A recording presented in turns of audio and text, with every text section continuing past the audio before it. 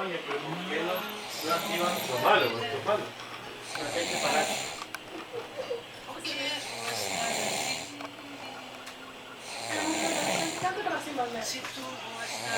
¿Cómo? No, me gusta de ella. Porque ella es la original. Yo tengo otra canción que yo no, es el primer disco, creo. ¿Qué diablos se puede hacer?